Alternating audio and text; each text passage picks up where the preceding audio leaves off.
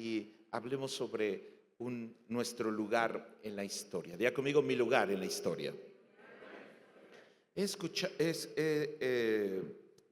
Escogido para esta primera conferencia, cada una va a ser diferente, la historia de un hombre no muy conocido en un pasaje de la Biblia que tiene una particularidad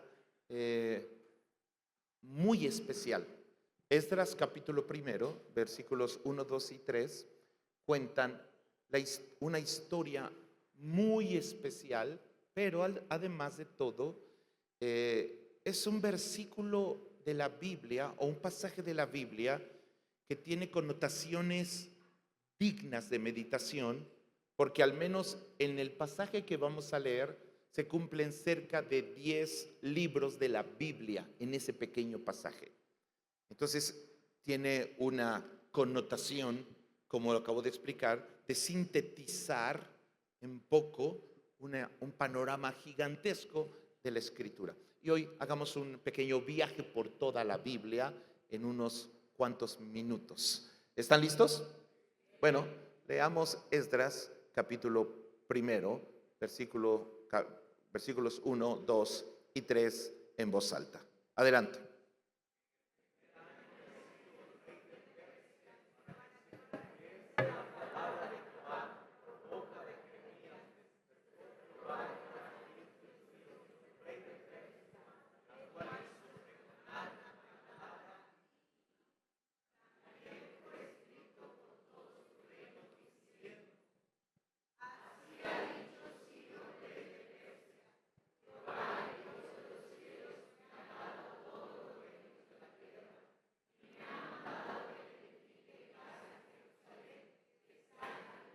Ore conmigo en voz alta. Señor Jesús, abre mi oído para escuchar, mi corazón para percibir, mi espíritu para discernir y la fe para recibir.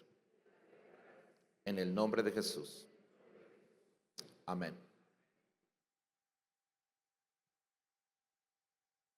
Una de las razones por las que al ser humano le cuesta mucho trabajo comprender la obra de Dios y lo que Dios hace es por la forma en la que Dios hace lo que hace.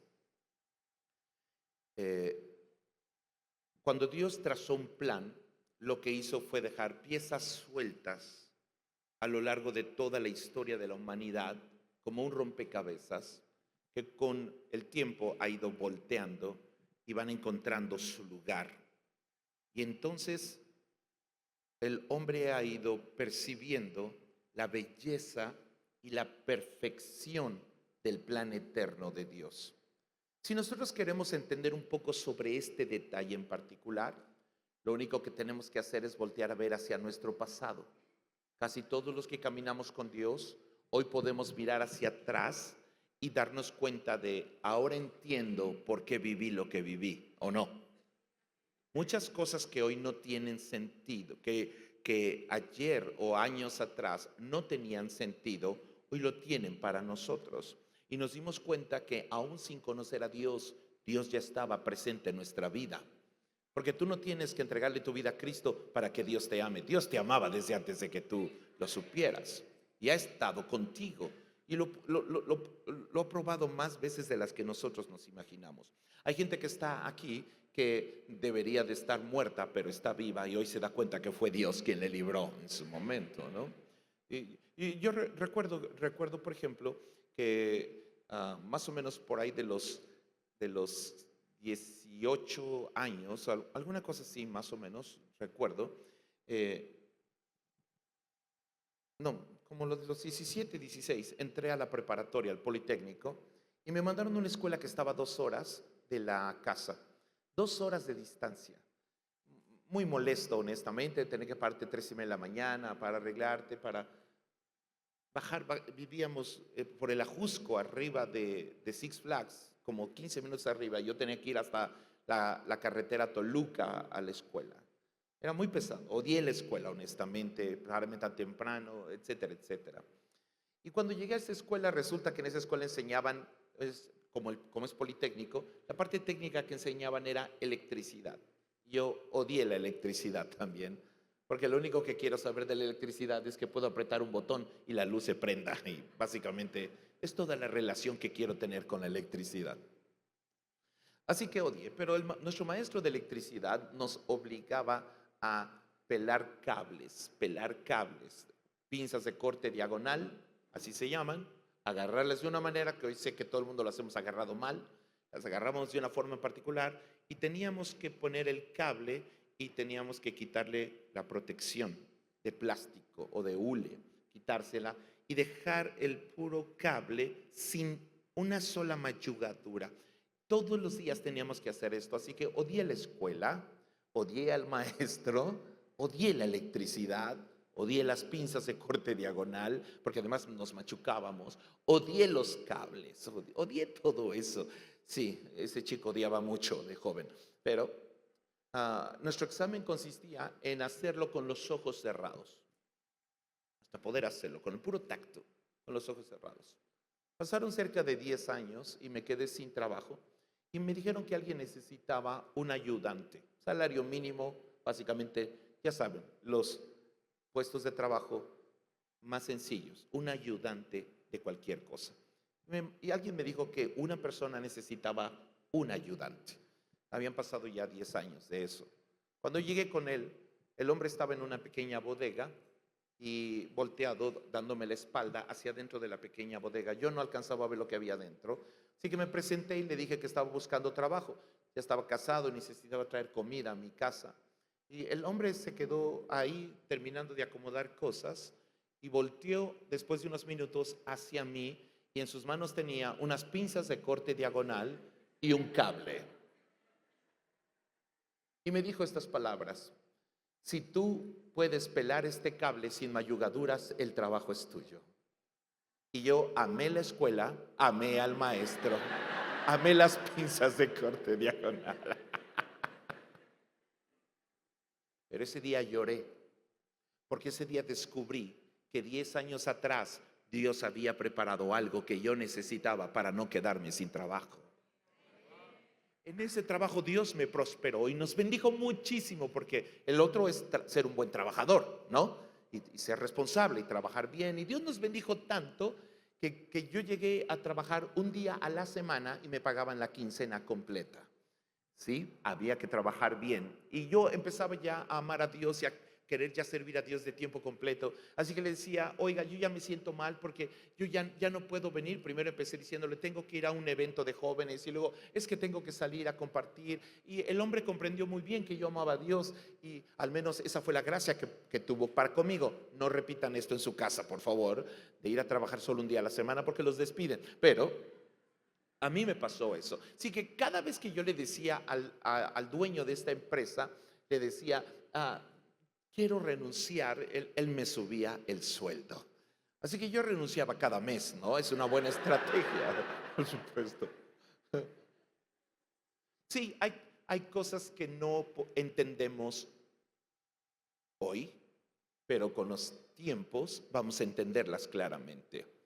El mejor maestro es el tiempo, porque te permite ver que Dios ha estado ahí, aunque tú ni cuenta te diste, ¿no? Bueno, esta historia que voy a contar es más o menos algo parecido, guardada toda proporción, porque es de la misma manera hermoso cuando puedes captar y empezar a ver piezas y voltearlas y darte cuenta que Dios es perfecto. 2, que Dios no miente. Y 3, que Dios no se equivoca. Una vez que una persona está segura de que el Dios al que sirve no miente y no se equivoca, la fe empieza a crecer. Entonces yo me di cuenta de algo. Wow, si teniendo 14 años o 15, Dios ya estaba cuidando de mí, sé que puedo entregarle mi vida, mi futuro, mi trabajo, lo que soy, mis hijos, y que todos ellos van a estar seguros en Jesucristo. Porque Dios no miente y Dios no se equivoca. Nosotros tenemos a atender un montón de versiones de las cosas que vemos. De ahí parte de nuestra confusión. El espíritu de confusión es el más peligroso en esta generación. Pero eso lo voy a explicar en la siguiente conferencia, por si a alguien le gusta repetir. Este problema podemos probarlo de una manera sencilla. Imagine que todos nosotros salimos y caminamos hacia un crucero, hacia una avenida, y nos toca ser testigos presenciales de un accidente. Entonces llegan reporteros y comienzan a entrevistarnos sobre qué fue lo que pasó. ¿Cuántas versiones habría del accidente? Casi una por cada uno de nosotros. Y eso, escuchen, y eso que estuvimos en el mismo lugar, al mismo tiempo, y vimos la misma situación. Aún así tendríamos una gama de docenas de versiones diferentes de la misma historia. Ponernos de acuerdo sería prácticamente imposible. Pero la Biblia, la palabra de Dios, fue escrita por 40 personas a lo largo de un periodo de 1600 años, en 40 lugares diferentes, en épocas completamente distintas, y todos cuentan la misma historia con exactitud. Eso solo pudo haber sucedido si el autor le contó la misma historia a cada una de esas 40 personas. Por eso la Biblia es perfecta. Si la Biblia es perfecta, entonces debemos poder probarlo, cosa que quiero hacer esta mañana con ustedes, si me lo permiten. Y entonces, porque si la Biblia es perfecta, significa que tiene más poder y autoridad que cualquier libro que hay en el planeta Tierra. Ayer les expliqué que se editan un promedio de 2 millones de libros por año en el mundo, y el mundo sigue de cabeza sin poder resolver los problemas de raíz. Así que hablemos de Ciro por un momento. Todo el mundo diga Ciro. Bueno, Ciro es el hijo de un rey que logra conjuntar todos los pueblos de Persia, los une bajo su mando. Este joven los une bajo su mando y tiene un sueño descabellado y loco. El sueño descabellado y loco que tiene es nada más y nada menos que derrocar al hombre más poderoso del planeta Tierra, un emperador que ha subyugado por ya cerca de 100 años, junto con su imperio, a pueblos y naciones y reinos de todo el mundo conocido de esa época. Así que su sueño es nada más y nada menos que invadir Babilonia y derrocar al rey en turno. Bueno, así de fácil, ese es su sueño. No pide nada, ¿verdad? ¿Alguien ha tenido un sueño grande? ¿No? Si no tienes un sueño grande, entonces, ¿qué tienes? ¿No? Si vas a tener una vida pequeña, Dios nos creó para soñar cosas grandes.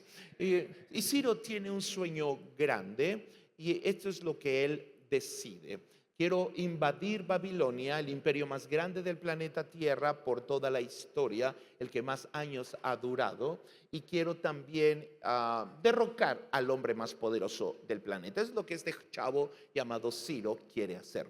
Para hacer esto, hace un detalle interesante. Invade primero un reino muy pequeño, el reino de los medos.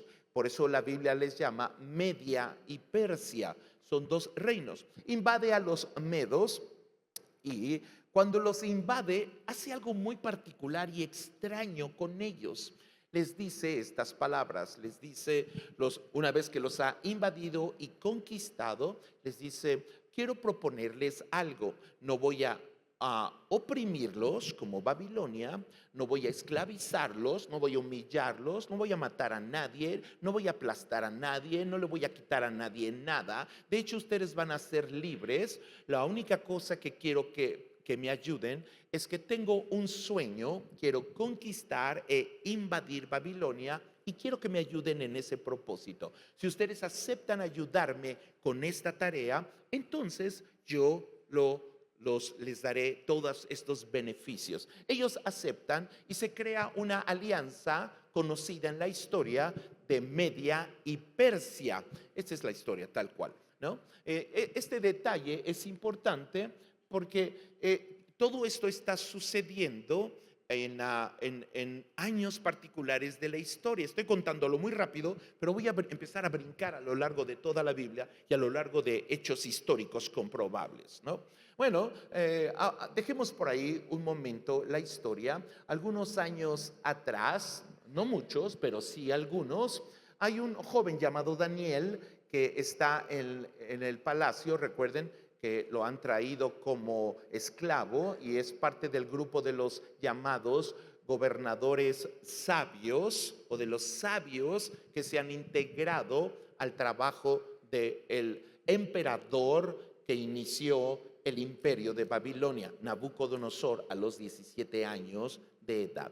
Bueno, Nabucodonosor los ha mandado llamar porque Nabucodonosor tiene un sueño que lo espanta. Todo esto ha pasado mucho tiempo antes de que Ciro naciera siquiera. Y entonces tiene un sueño que lo espanta, pero es tan aterrador el sueño. Estoy citando el libro de Daniel capítulo 2 ahora, por si alguien quiere tener la referencia histórica. Tiene entonces un sueño, Nabucodonosor se espanta, se aterroriza tanto que cuando despierta no recuerda el sueño. Entonces manda llamar a sus sacerdotes o brujos, porque todo sacerdocio sin Espíritu Santo es brujería, básicamente. Si lo piensan, es muy fácil de probar. Y luego entonces les dice, fíjense que tuve un sueño, me aterró el sueño, estoy muy asustado, pero no recuerdo lo que soñé. Quiero que ustedes me platiquen y me digan qué fue lo que soñé y qué significa mi sueño. Pues obviamente los sacerdotes le dicen, eso es imposible. Usted necesita contarnos el sueño y podemos darle una interpretación, pero con decir que soñó, eso no es posible. Nabucodonosor, como ama a sus sacerdotes, les dice, bueno, si no pueden, los voy a matar a todos, ¿no? Y ellos no pueden y los mata a todos. Después de ellos, dice que cita a otros, los magos del reino, y luego cita a otros, los agoreros del reino, distintos tipos de brujería que hasta el día de hoy se practica. Y nadie de ellos puede hacerlo. En la lista de todos los cercanos en consejería a Nabucodonosor, quedan al final este grupo de llamados sabios de Babilonia, entre los cuales resalta un grupo de judíos que comanda y dirige Daniel, junto con otros tres. ¿Recuerdan? Los del horno de fuego. ¿Recuerdan sus nombres? Sadrach, Mesach y Abednego. Sí, y hay un grupo más. Bueno, entonces Daniel se adelanta y le dice a Nabucodonosor, ya vio todo lo que le pasó a los demás, dijo, eso no, nosotros no nos va a pasar. Llega y le dice, ¿sabes qué? Yo te voy a decir lo que soñaste y lo que significa tu sueño, danos unos días, por favor. Y Nabucodonosor dice, ok, les doy unos días, ellos se van y ayunan. Que nadie me diga que el ayuno no tiene poder, hay poder en el ayuno. Y al menos a Daniel le salvó el pellejo 2 veces, a toda su familia y a toda su nación. Así que el ayuno es poderoso. Bueno, es un buen ejercicio aprender a ayunar. No sabes el poder que libera aprender a ayunar, no solo fisiológicamente, pero espiritualmente hablando también. Bueno, entonces Daniel se va, ayuna, Dios le revela lo que ha soñado y entonces él viene y le cuenta lo que soñó. Le digo, tú soñaste una estatua muy grande y la estatua tenía una cabeza que era de oro. Esa cabeza de oro eres tú, Nabucodonosor, y le cuenta un poco sobre eso. Y luego entonces le dice algo muy interesante. Le dice, después de ti vendrá otro reino, y el otro reino que vendrá después de ti será conformado por 2 reinos, porque la siguiente parte que veo de esta estatua es el pecho y los brazos, que son de plata. El pecho y los brazos de plata se refiere, hablando de los brazos, a 2 reinos que reinarán después de tu reino. Y este detalle es muy interesante porque cuando muere Nabucodonosor, no son 2 reinos los que entran en vigor en continuidad, sino que es un hijo o un descendiente de Nabucodonosor de nombre Belsasar. Diga conmigo, Belsasar. Ahorita vamos a llegar a la historia de él. Estoy contando la historia de todos los personajes para evitarles la lectura de todos los pasajes de la escritura. Entonces, todo esto está pasando muchos años antes de que Ciro, rey de Persia, naciera. Daniel le dice, viene después de ti otro reino que se conformará de 2 reinos, y de esos 2, uno es más fuerte que el otro. Daniel no lo sabe, pero con los años nacerá este muchacho llamado Ciro, rey de Persia, que conquistará a los medos y creará esta alianza, de las cuales uno de los dos, igual que tus brazos, uno de los dos es más fuerte que el otro. Estoy citando el libro de Daniel, capítulo 1, 2, 3, 4, y voy a brincar hasta el 5. Les voy a contar la historia de 5 capítulos de la Biblia en 10 minutos. Aleluya, ¿no? La mejor versión sintetizada. Entonces, estos dos brazos representan estos dos reinos. Hasta ahí viene parte de la interpretación, es todo lo que necesitamos. Esta es la parte más aburrida de todo este mensaje. Pero entonces tenemos que dejar las cosas para venir al momento histórico. El momento histórico neurálgico de esta historia se centra en el descendiente de Nabucodonosor. Nabucodonosor muere y toma su lugar Belsasar. De nuevo, por favor, diga conmigo Belsasar. No se confundan cuando lean en la Biblia, en el libro de Daniel, el nombre de Belsasar, porque está 2 veces mencionado para 2 personas. Uno es el sobrenombre de Daniel, pero el sobrenombre de Daniel se pronuncia igual, pero se escribe diferente. El del rey tiene una Z y una T, así que son distintos en la escritura, pero se pronuncian igual. El rey de Babilonia también se llama Belsasar. Belsasar, estoy en el capítulo 5 del libro de Daniel, nos representa un detalle interesante que brinca aquí, vale la pena hacer una pequeña pausa, y es que cuando Daniel le interpreta el sueño a Nabucodonosor, le dice: cuando tu reino termine. Pero cuando muere Nabucodonosor, no termina su reino porque sigue su hijo. Eso significa que cada palabra que Dios le da a un padre se la extiende a sus hijos también. En la mente de Dios, todo lo que Dios trate contigo afectará a tus generaciones. Y todo lo que Dios haga contigo se va a convertir en un beneficio para tus hijos y tus nietos, y quizá mucho más allá de lo que tú te imaginas. Bueno, yo estoy parado aquí porque mi abuela conoció de Jesucristo. Y yo soy la 3ª generación que está haciendo algo, ¿sí? Y bueno, eso significa que siempre que Dios te dé una palabra o una promesa, esta es en automático, por usar una palabra muy técnica, pero no define el poder y la profundidad de ella, la trascendencia de la palabra que Dios te dio a ti. Hebreos capítulo 11 dice en el versículo 8 que toda palabra que se le da a un hombre trasciende a sus generaciones y las afecta para bien o para mal según el hombre viva. Bueno, dejemos hasta ahí la historia, pero lo que Dios te hable este día va a impactar a tus hijos y a tus nietos de generación en generación. Bueno, Belsasar, todo el mundo diga Belsasar otra vez. Belsasar toma el reino, es un rey pagano, igual que Ciro también es un rey pagano, y Belsasar hace una fiesta. Estoy en el capítulo 5 de Daniel. Ya casi voy a la mitad de la conferencia y de esta predicación. Está haciendo una fiesta y se pone hasta las manitas. Eso dice la Biblia en el libro de Daniel. Se pone una guarapeta, dirían en mi rancho. Se pone hasta atrás. En esta borrachera, diga conmigo borrachera, en esta embriaguez que tiene un significado muy importante. Siempre que una persona en la Biblia se embriagaba, hacía referencia a un desgaste y alteración de la naturaleza humana, fruto de la autosuficiencia, arrogancia u orgullo personal o egocentrismo.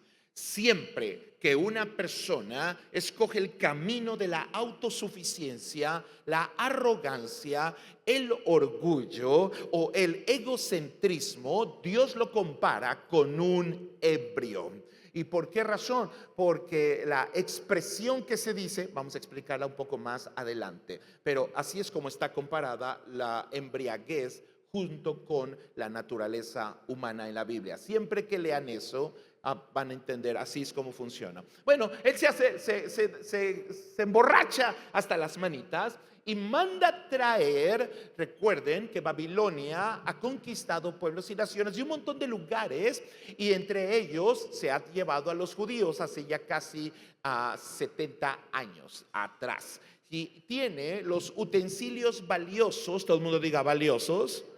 Tiene utensilios valiosos del reino de los judíos que estaban adentro del templo. ¿Dónde estaban?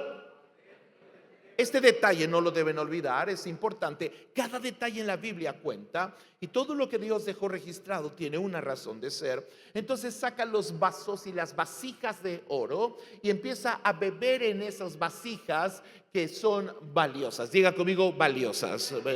Mostrando un menosprecio por las cosas valiosas del templo. ¿Qué quiero decir con esto? Que cuando él está haciendo toda esta acción de menosprecio, aparece una mano en la pared, empieza a escribir, la mano de Dios se aparece en la pared en medio de la fiesta y empieza a escribir unas palabras en un idioma que Belsasar no entiende, pero se le bajó la borrachera. Eso es cierto, se le baja la borrachera. Mene, mene, tekel, uparsin. Nadie sabe lo que eso significa, pero hay un hombre en esa fiesta encargado de llevar los registros de los actos de los reyes o del rey en turno. Él ha hecho eso para otros reyes antes y ahora le toca hacerlo para un rey más. Después también lo hará con Ciro, pero lo va a hacer con un rey más, Belsasar. El hombre encargado de llevar el registro de las acciones del rey es nada más y nada menos que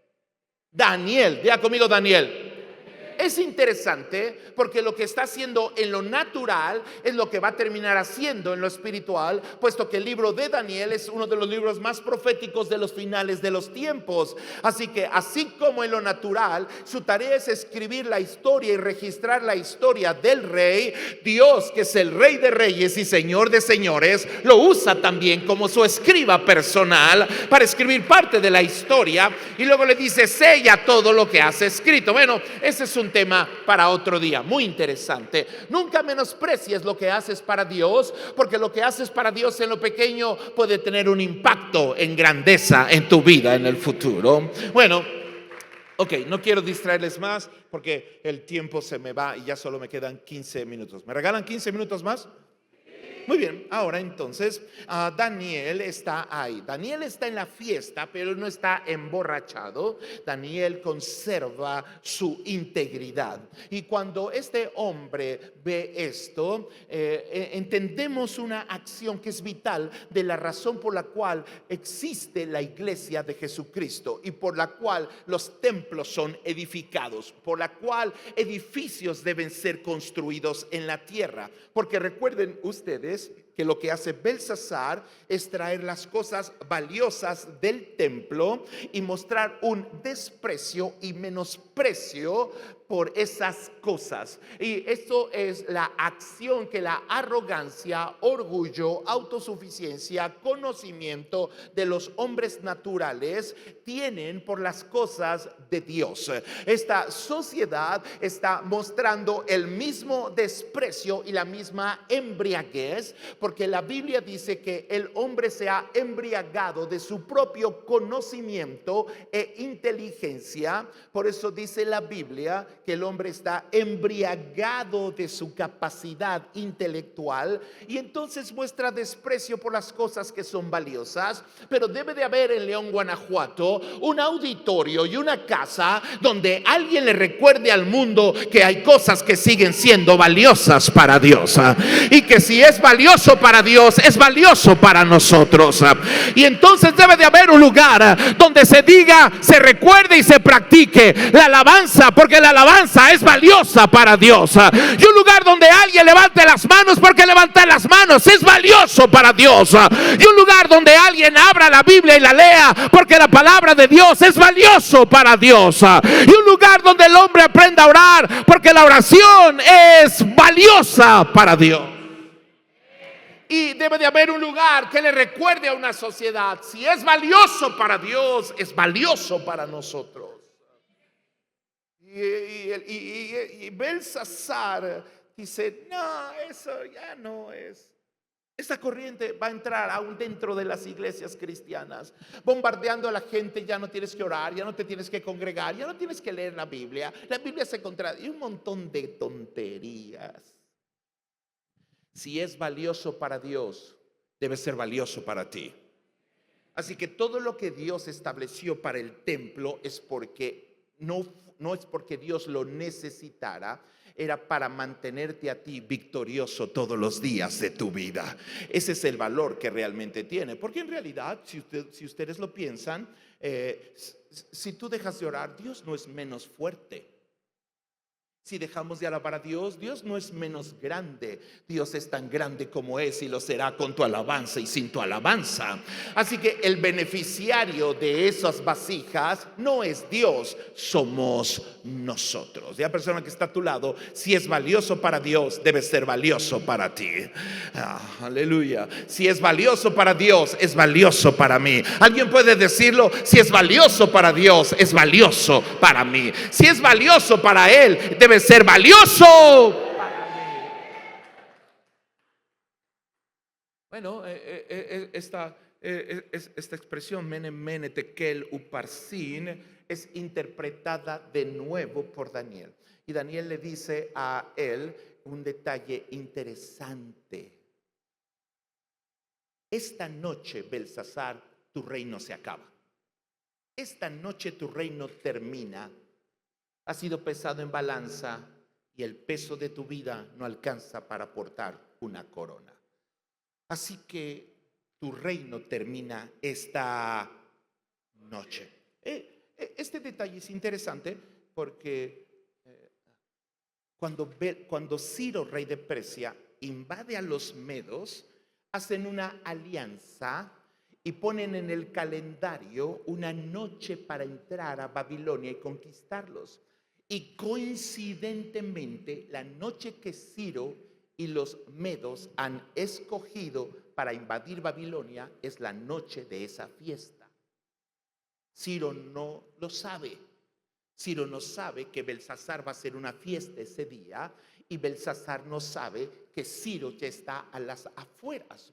Bueno, este detalle es muy interesante y solamente nos muestra la belleza de la escritura. Ciro planea la invasión de Babilonia, pero Babilonia está perfectamente blindada y resguardada.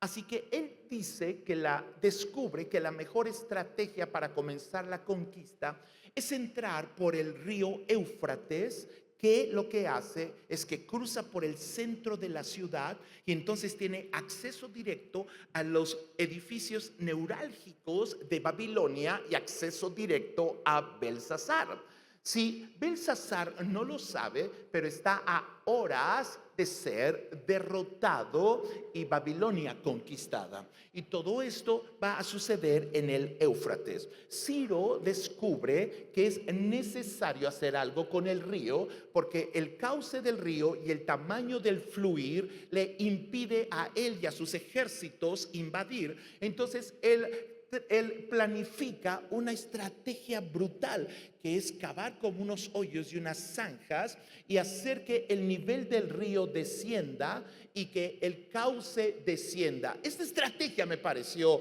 increíble, es histórico, lo pueden encontrar si leen libros de historia sobre la historia de Babilonia.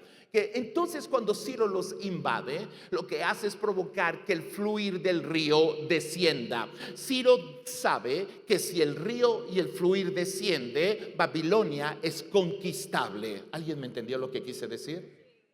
Básicamente es muy simple. Si el diablo puede hacer que en ti el fluir de Dios y tu relación con Dios disminuya, sabe que te puede hacer daño y que puede entrar en áreas neurálgicas de tu vida y tu existencia y puede causarte un daño irreversible. Pero sabe también que si el fluir del río de Dios y del mover de Dios y de tu relación con Dios no cambia y no disminuye, Él sabe que no puede hacer nada contra tu vida. Bueno, toda esta historia, entonces, mientras Belsasar está emborrachado, mostrando un desprecio por las cosas de Dios y un desprecio por Dios, Ciro está a las afueras junto con los medos, listo a la orilla del río Éufrates para entrar ahí. Dejemos toda esta historia y vayámonos cerca de 70 años hacia atrás de nuevo, hacia el libro de Jeremías, porque dice Esdras, para que se cumpliese la palabra dicha por el profeta Jeremías. ¿Qué dijo Jeremías? Vayamos entonces a Jeremías capítulo 51, comenzando con el versículo 7, si son tan amables. ¿Me regalan 10 minutos más? Ya casi llego a lo más intenso de esta historia. ¿Listos? Jeremías 51, 7. Léalo en voz alta.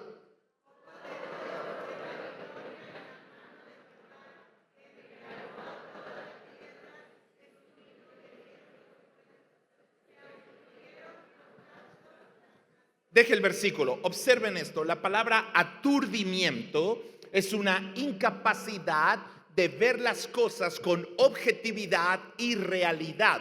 Es parte de las consecuencias de la confusión o de la naturaleza confundida de un ser humano. Hoy premiamos a hombres en competencias de mujeres, por ejemplo, porque el síntoma de la presencia del aturdimiento de una sociedad es lo mismo que pasa con un borracho. Cuando observas a una persona completamente embriagada, una de las cosas por las que dices y concluyes que está embriagada o emborrachada es porque hace cosas absurdas.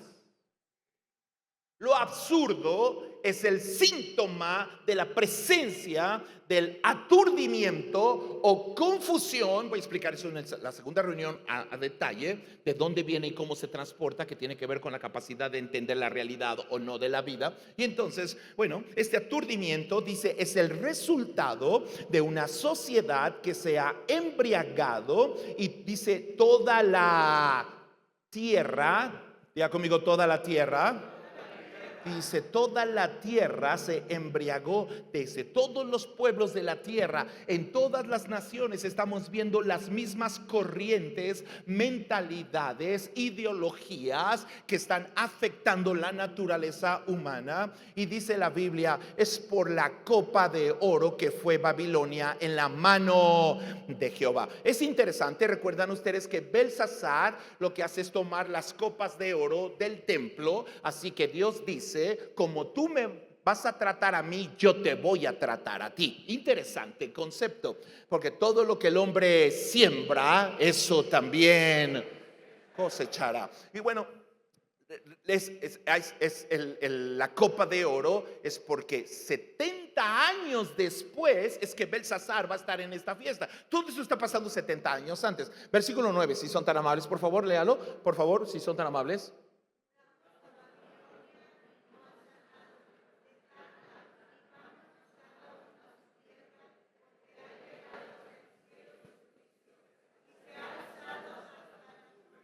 Observen el versículo 11 y lo que dice.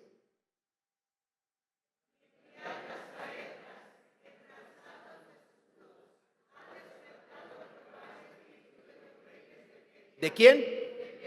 ¿De quién?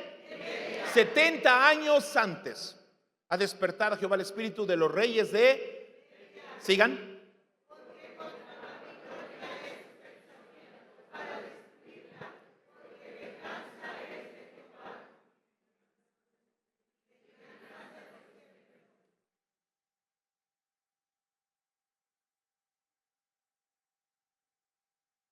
No hay nada en tu vida de lo que Dios no tenga conciencia.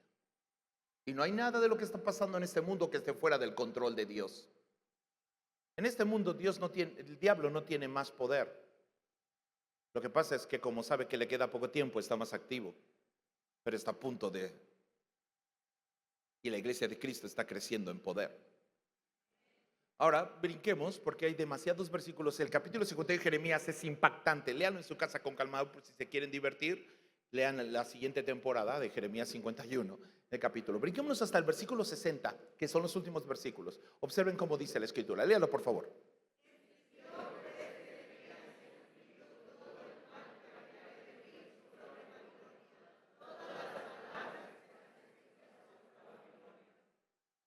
¿61?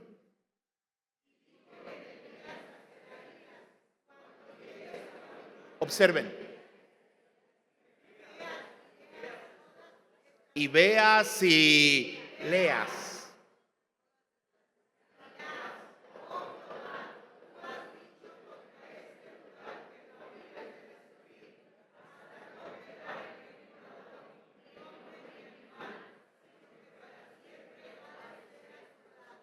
Siguiente versículo.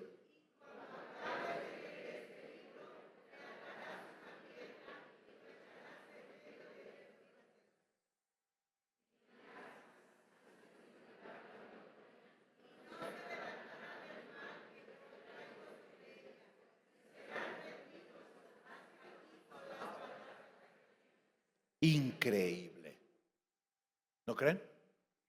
Así que Jeremías, 70 años atrás, está en a Jeremías les toca vivir el momento en que Babilonia ya está rompiendo con estos troncos con los que se rompen las puertas como en las películas medievales, se llaman arietes, por eso se usan en el toreo el mismo concepto, y entonces están quebrando ya las puertas, y Dios le dice a Jeremías que Israel va a ser invadido, que se van a llevar todas las cosas, etcétera, etcétera, pero él recibe otra palabra, dice, va a llegar el día, y llama a Seraías. El trabajo de Seraías es muy interesante, pero es un tema para otro día por sí solo. Le dice a Seraías, cuando entre Babilonia, Nabucodonosor nos invada, te va a llevar a ti, no me va a llevar a mí, te va a llevar a ti, y entonces toma todo esto, cuando llegues al Éufrates, vas a pasar por el río Éufrates, y cuando estés ahí vas a leer todo lo que acabo de escribir aquí, lo vas a atar a una piedra y lo vas a aventar en el río, y ahí comenzará la derrota de Babilonia. ¿No me entendieron? Muy bien.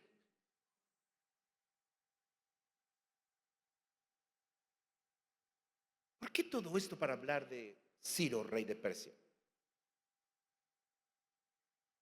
Ciro entonces entra por el Éufrates, invade Babilonia, conquista Babilonia, derroca a Belsasar y se sienta en el trono. Regresamos a Esdras capítulo 1, versículo 1. Voy a la recta final. En el primer año de Ciro, rey de Persia, o sea, su primer año ya como rey de Babilonia, para que se cumpliese lo que fue dicho 70 años atrás, despertó Jehová el espíritu de Ciro, rey de Persia, el cual hizo pregonar de palabra y por escrito. ¿Lo recuerdan? Observen las expresiones y el lenguaje. Versículo 2, por favor. Así ha dicho Ciro, rey de Persia, Jehová el Dios de los cielos.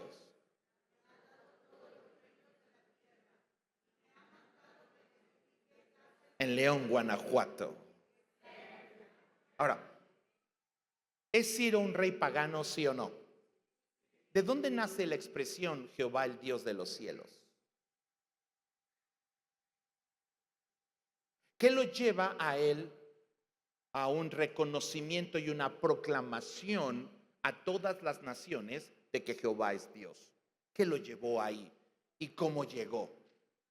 Bueno, tiene que ver con una práctica muy natural que los reyes hacen cuando ya están en el poder y ya no tienen nada que hacer. Todos los reyes lo practicaban. Recuerdan ustedes que en el caso, por ejemplo, de Esther y Mardoqueo pasó algo muy parecido. Los reyes tienden a quedarse aburridos porque no tienen mucho que hacer. Entonces mandan traer escritos o historias, libros que hayan sido escritos de alguno de los tantos pueblos. Recuerden que Babilonia tiene esclavos de todas las naciones de la tierra, del mundo conocido. Entonces mandan traer libros y escritos de pueblos para conocer un poco la cultura de los pueblos que ellos han conquistado y saber un poquito más de las naciones a las que dominan y a las que subyugan. Bueno, Ciro hizo exactamente lo mismo. El tema es que le traen un libro y cuando empieza a leer este libro sucede algo dramático con él que lo lleva a Esdras capítulo 1 versículo 1, ¿no? Que lo lleva directamente ahí. ¿Qué fue lo que leyó? Por favor, pongan Isaías capítulo 45 versículos 1 y 2. Hay muchos más en Isaías 45, pero nos conformamos con eso. Léalo en voz alta, por favor.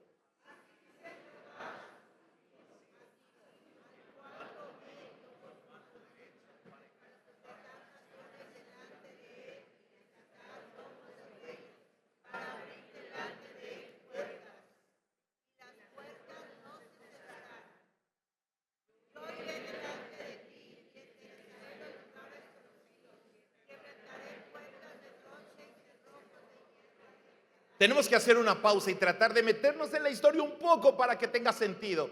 Imagínate estar ahí Imagínate que estás leyendo un libro y cuando estás leyendo un libro te topas con que así ha dicho Jehová, dile a Ciro, a mi ungido.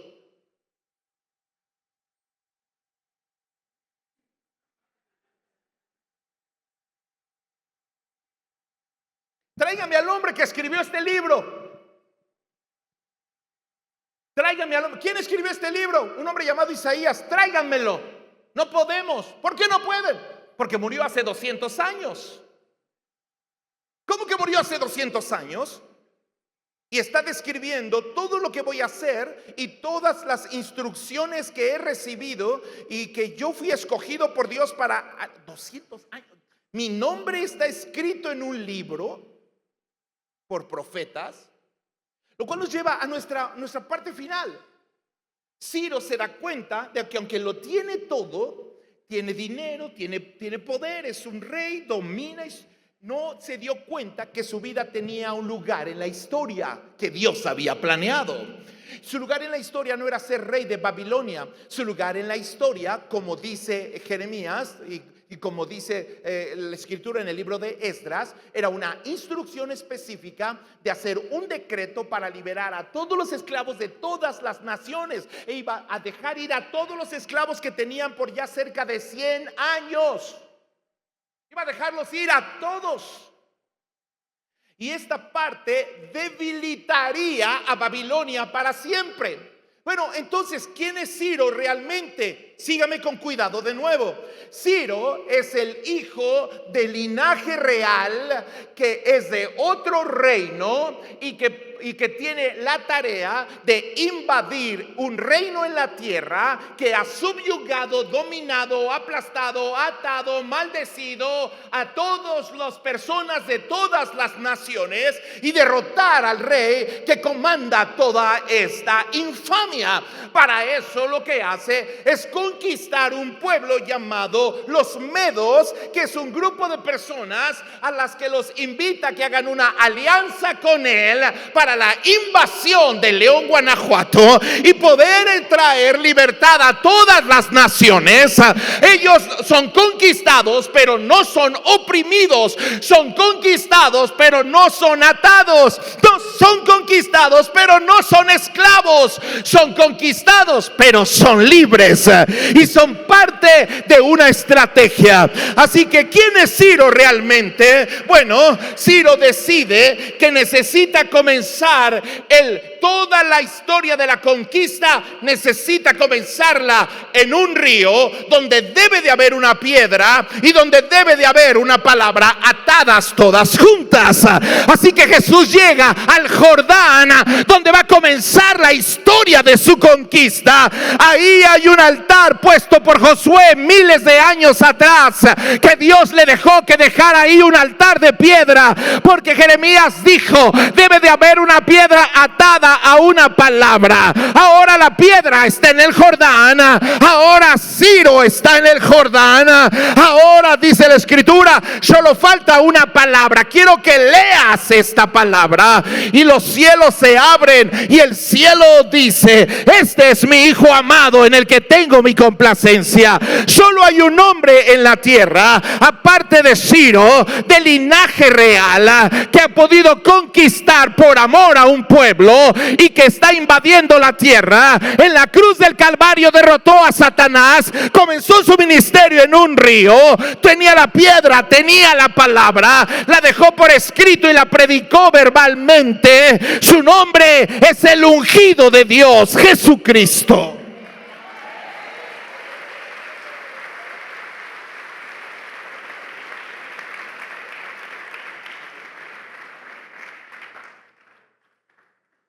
¿Quién puede unir tantas piezas con tanta exactitud?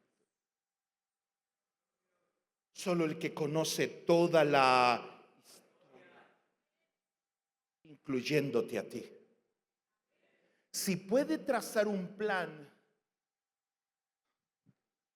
¿Ayudan en el teclado, chicos, por favor? Los músicos, tomen su lugar. ¿Me regalan 2 minutos más? Ya casi llego a lo más intenso. Ciro es Jesús.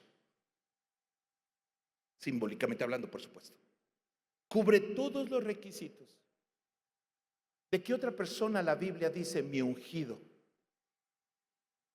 Solo lo dice de Jesucristo. Jeremías hizo 3 cosas, dice la Biblia en Esdras, si lo leyeron con cuidado. Número 1, proclamó que Jehová era Dios. ¿Lo recuerdan?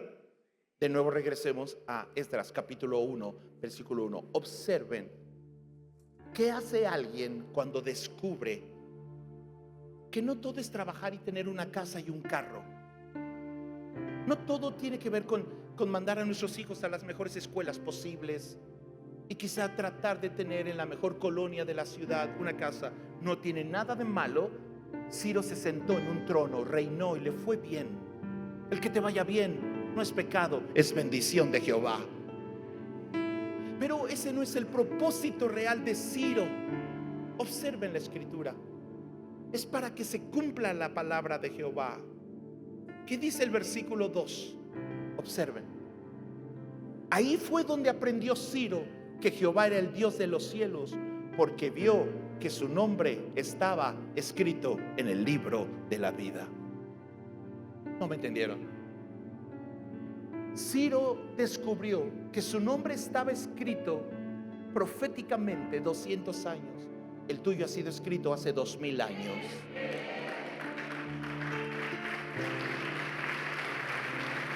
La Biblia dice: me ha dado todos los reinos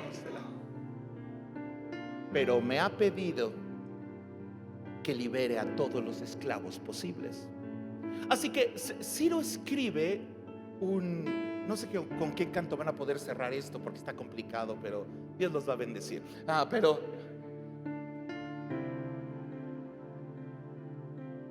Ciro escribe un decreto, el famosísimo decreto de Ciro, rey de Persia, que marca la salida. Jeremías y otros habían dicho: cuando Israel se ha llevado cautivo, 70 años después será liberado. Un chico escribió una canción que es parte de los salmos hoy en día, que también nació de esa historia de Esdras 1. La cantamos y hasta danzamos con ella, pero es el resultado de ese día, cuando Jehová hiciere volver la cautividad de Sión, seremos como los que sueñan.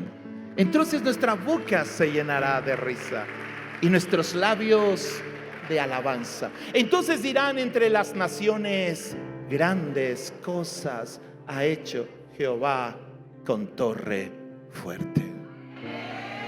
¿Qué quiero decir con esto? Ciro logró tener la bendición de Jehová sobre su vida, pero descubrió su propósito. 3 cosas hizo. Número 1, proclamar que Jehová era Dios a todo el mundo conocido. La primera tarea de la iglesia es proclamar quién es Dios en nuestras vidas y lo que ha hecho por nosotros. Número 2, liberar y ayudar en esta libertad ofrecida a los que son atados por adicciones, por problemas, que no conocen del amor y de la libertad que Cristo ha hecho por ellos. Y número 3, edificarle una casa, una gran casa, una casa gigantesca en León, Guanajuato. Ciro cumplió su tarea y encontró su lugar en la historia. Estas son las 3 cosas que nos toca hacer el resto de nuestra vida. Amados hermanos y hermanas, puedes tener tu empresa, tu trabajo, tu negocio, tu profesión. Como Ciro tenía su sueño, su objetivo, Dios lo bendijo, llegó ahí, pero ya que estaba ahí, dijo: ¿y ahora todo eso que tengo para qué? Es para que ayudes a proclamar que Jehová es Dios. Póngase de pie, por favor, lo más rápido que pueda. Tengo que entregar el micrófono. Quiero hacer 2 cosas.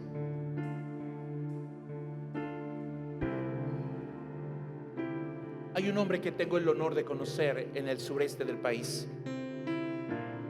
un empresario muy prominente en el sureste. Estaba comiendo en su casa y me dijo estas palabras: nací, me quedé huérfano de niño, me llevaron a vivir con mi tía. En la casa de mi tía, en algún pueblo de Oaxaca, no había comida.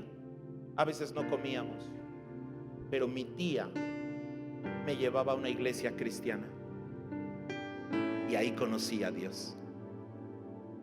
A los 12 o 13 años comencé a orar y le dije a Dios: yo quiero regalarle una casa a mi tía cuando crezca, porque ella me ha cuidado a pesar de la escasez. Dios le dijo: ve a la Ciudad de México y compra cosas de ferretería. Ahora es uno de los ferreteros más grandes de todo el sureste del país. Hace un par de años compró una antena de radio para poner una radio cristiana en la sierra de Oaxaca. Ahí el evangelio se predica a todas las comunidades y hasta Guatemala y otros países.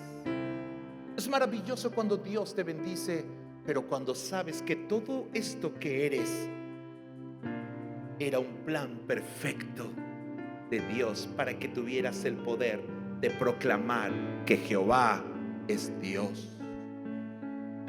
Ayudar de la manera que puedas a provocar libertad en las naciones y en esta casa.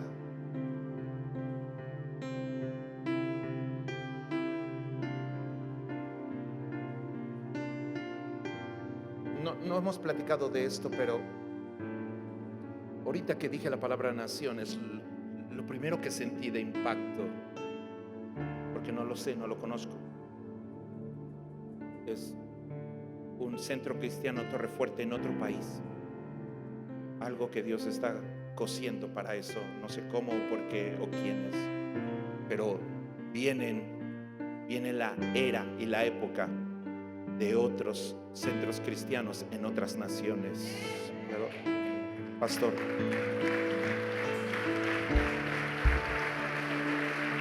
levante sus manos al cielo un momento. Padre, que cada hombre y mujer en este lugar encuentre hoy su propio propósito. Proclamar que tú eres Dios, donde sea que los lleves. Ayudar a traer libertad, ser un instrumento para traer paz, bendición y libertad a otros humanos, otras personas oprimidos y afligidos en la tierra. Dile: Señor, úsame para este propósito, Señor. Úsame para este propósito. Y por último, para edificarle casa a Jehová, donde Dios me ha puesto. En el nombre de Jesús.